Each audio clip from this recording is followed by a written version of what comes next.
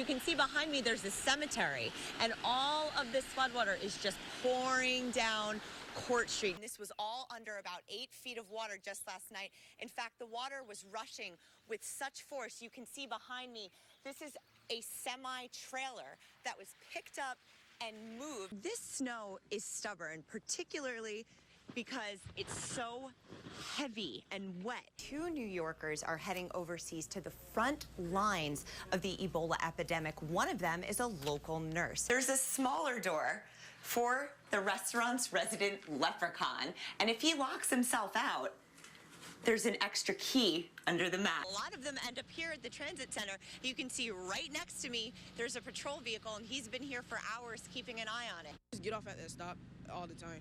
We started doing it like 2 days ago. And 12-year-old Emmanuel Brascom is aware of violence in the area. We talked about it in school, about a person, I think it was about a person that got stabbed. It makes you want to cry. How big of a problem is it, these fights that are breaking out? Well, this is a phenomenon that's been going on for a period of time. Police Chief Michael Simonelli says he understands why these fights are happening. The issue is, we think, the way the kids are being bused. The chief says the new transit center is not the problem. We've changed locations, we've changed that central point, but we haven't changed the fundamental problem. It's been going on for a long time. Several officials we spoke with say if large numbers of students are bused to the same location at the same time, the problem will continue.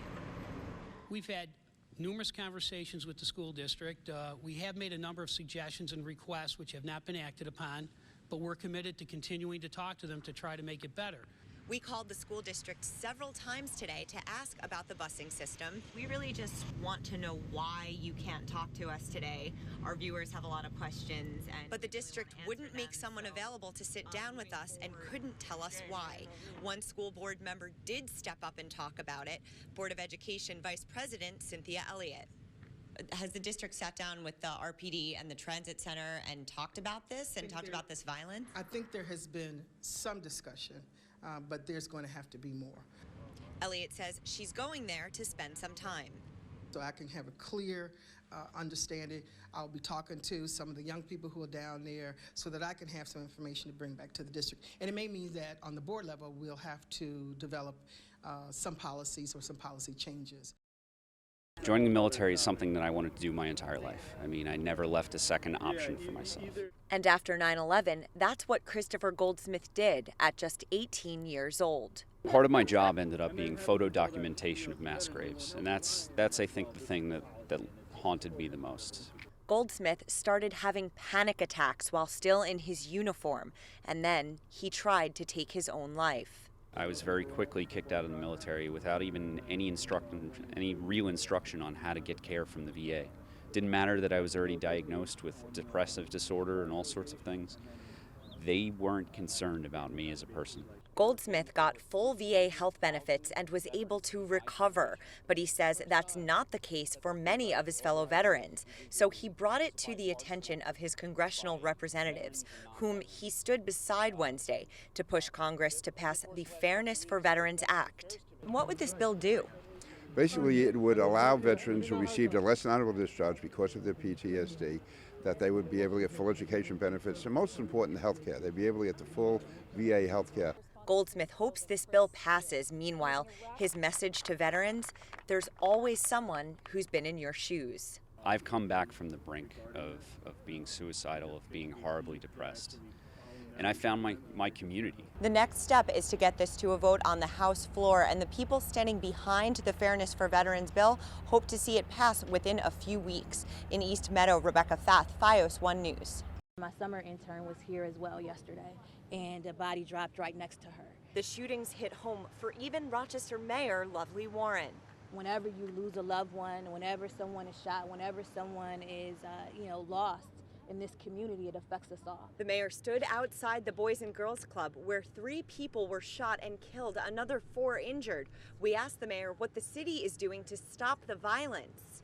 What do you think needs to change, Mayor? Well, I think that, nationally, this gun violence and illegal weapons that are on our street, we need to strengthen our laws around that. And we need to make sure that we're doing everything on the front end so that people don't feel the need to make choices like this. I'm 56 years old. I am afraid of being shot and gunned down by a black. There is outrage in the community. A man interrupted the mayor to say Black Lives Matter and more needs to be done.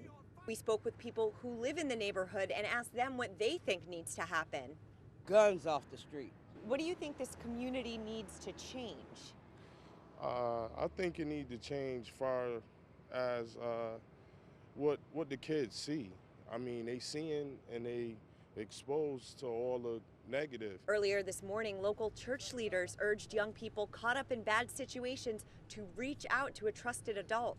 Call a local pastor, if you will, or someone within the Rochester Police Department, and share that information with them. Moving forward, the mayor says this will be in the front of her mind. I can talk about the many programs that that I've started, that the police chief and I and the community have worked on. But you know what? That's not going to change what happened last night. We'll do more. In our New York State Exposed report, Rebecca Fath takes a closer look at the minimum wage proposal. She joins us now with what she found out. Rebecca?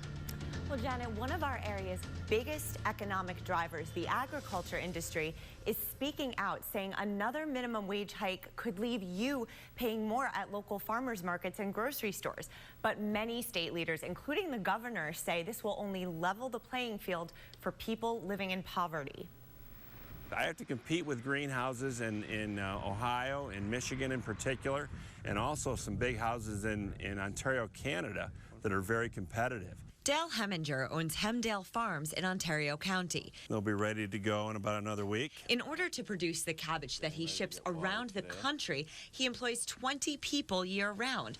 But he's afraid that with the push to raise minimum wage in New York State, he may have to cut back on the seasonal workers that help the business thrive. You tell me I've got to be at $12.50 an hour, and I all of a sudden maybe don't have a business model anymore. Workers run this town. Many in our community have rallied for the minimum wage hike, fighting to help workers get out of poverty. It's time to have some voice.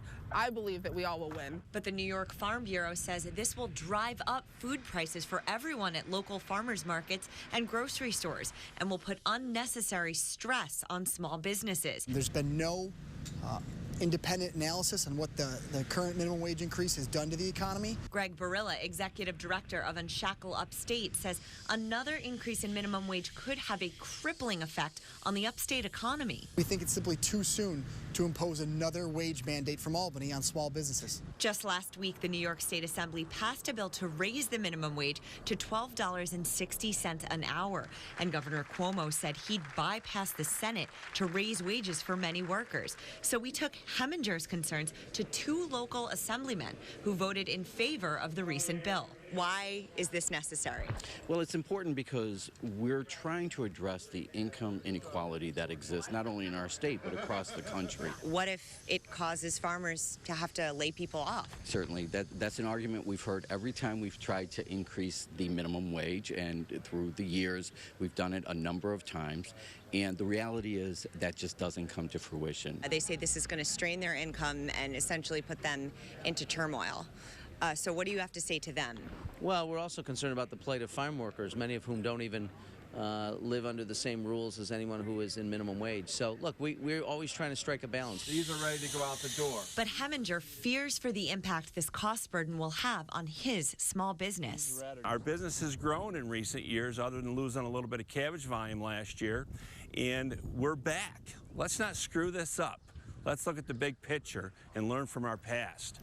If you want to take a look at the legislation that passed in the Assembly, we have a link to see that on our website. The decision is now in the hands of the Senate's Labor Committee, represented locally by both Joe Roback and Pat Gallivan. If you want to reach out to them, Roback's number is 585-225-3650. Gallivan's number is 716-656-8544. Janet. Good information there, Rebecca Fath, with our New York State Exposed report. Kristen Ferris says every day with her 9-year-old son is precious. Ferris was diagnosed with breast cancer in 2014. The screening is what caught it. I didn't show up in a mammogram, but the previous year's mammogram gave them a baseline. They were able to compare, and the difference is what caught my cancer. It was a sea of pink this morning as hundreds joined at Sunken Meadow State Park. Billy Joel joined Sandra Lee and Governor Cuomo to bring awareness to the importance of getting screened for breast cancer. Without you here, who's going to take care of your family? Who's going to be your girlfriend's girlfriend? You need to get tested and screened. You need to stay here so you can enjoy these beautiful days on our beautiful beaches. The celebrities all got on motorcycles together to ride across the state to celebrate what they call an accomplishment in the fight against breast cancer. We're going to sign a law in a little bit this morning that eliminates any payment by the patient for a screening test. No copay, no deductible, no cost whatsoever. Get tested, find out what your risk levels are, and be proactive about your own health. There's legislation being put in place to help you do it. Take advantage of it. It could save your life. From here, the governor will head to Bear Mountain State Park to give remarks there at 2 o'clock. Now, for more information on breast cancer screening services in New York State, you can head to our website, FiOS1News.com. Just click on this story. In Kings Park, Rebecca Fath, FiOS 1 News.